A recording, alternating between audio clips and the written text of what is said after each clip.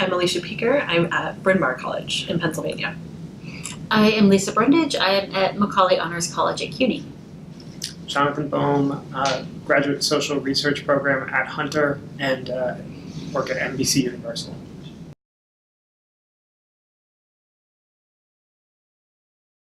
So we talked today about Bryn Mawr's Domain of One's Own implementation, which is a platform where students can sign up for their own domain name and have space to install WordPress or Drupal or any other open source applications. Kind of what it is, how it's implemented, how it works for faculty and students at Bryn Mawr. We're going to talk about why it matters to us. I talked about Macaulay's ePortfolio system, which is a WordPress-based platform that we have for our students and our faculty to use. And I focused on how our digital pedagogy is also tied into our experiential learning efforts. So in the seminar two, this is the seminar 2 encyclopedia is kind of all the compendium of the sites that have been done. And there have been some really exciting things that have happened as a result of students having neighborhood work that's been public.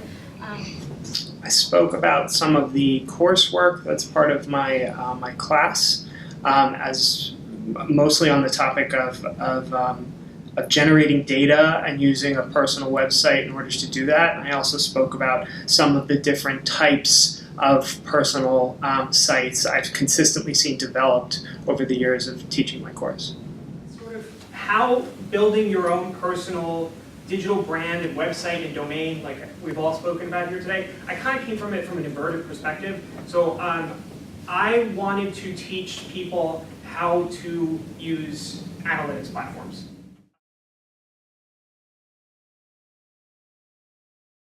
So using ePortfolio gives students a space to reflect on what they're learning in both the classroom and in the city, since we really focus on being out and using New York as a classroom.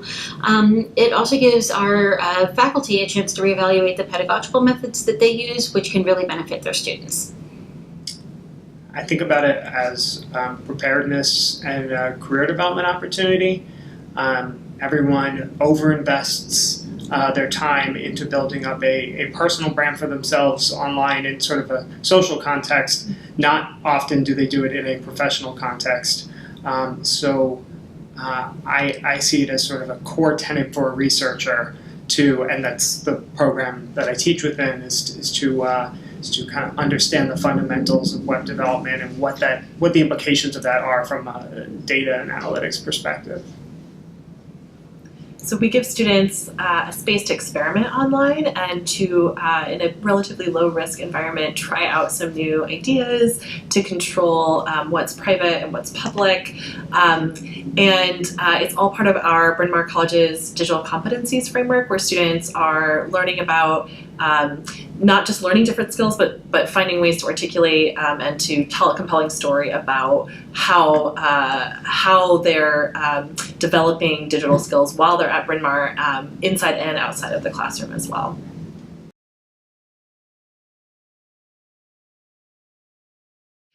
So while a domain of one's own is an institutional service that we've set up, Reclaim Hosting is the company who offers it, and students and faculty can sign up for their own web hosting accounts at about $30 a year currently, if that's something that they're interested in. But it sounds like there are also actually excellent resources here through the Humanities Commons, or is that what it's called? Academic Commons, yeah. I'm sorry.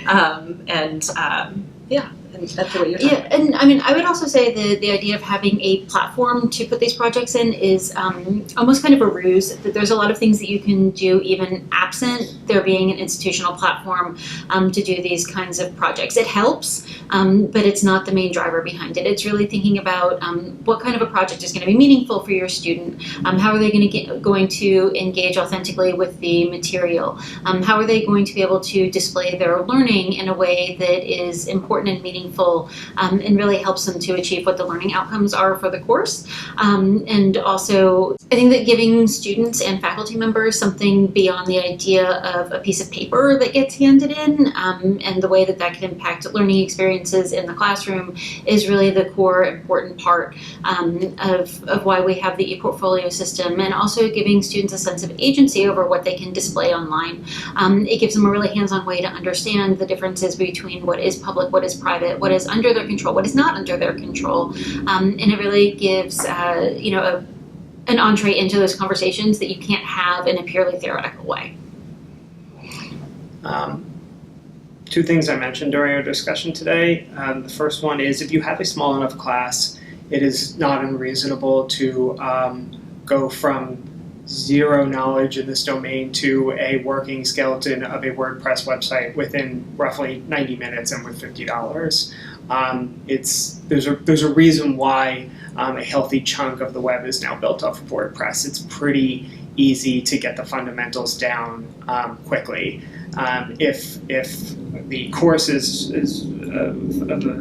hundreds of students and that's not necessarily feasible, I do think using something like a LinkedIn can draw a bridge between establishing your social brand and your professional brand online. It sort of throttles both of those things, and that can be used to kind of capture the early stages of what you want your professional presence to be online. And it's also a place for publishing simple work and blog posts if one desires.